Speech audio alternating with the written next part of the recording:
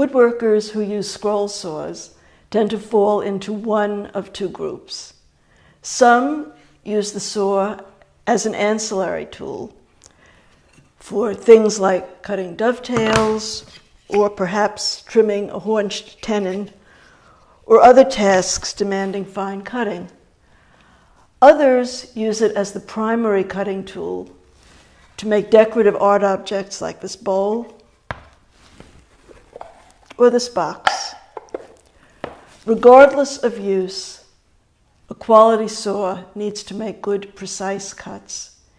And given the short lifespan of scroll saw blades, the blade changing process needs to be convenient.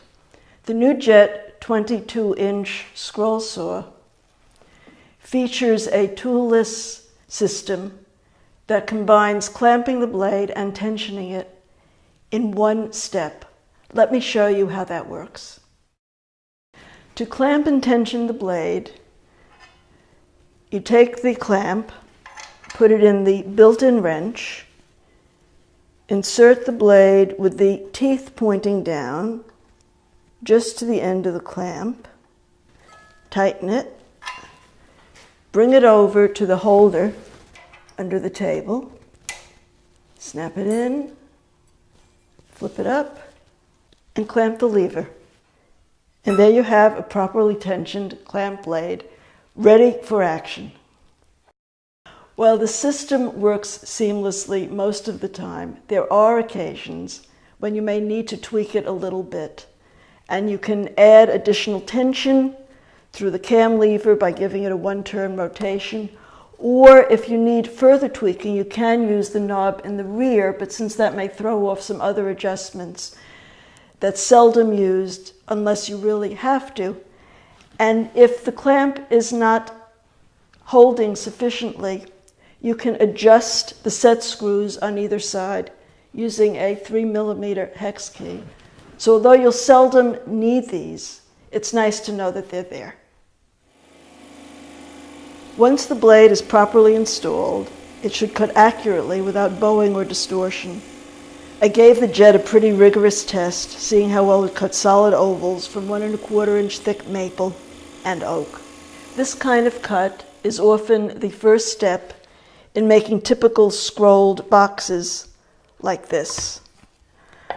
I wanted to see in making this cut whether the centerpiece would slide out freely from the top or the bottom. And when a piece does that, when you can pick it up and it'll just drop right out, or you can push it back and forth, you know you've made a true vertical cut. And although technique has something to do with it, even the best technique won't compensate for a really inferior saw. And I was pleased to find that the Jet handled this task as well as less demanding cutting tasks easily, giving good quality cuts.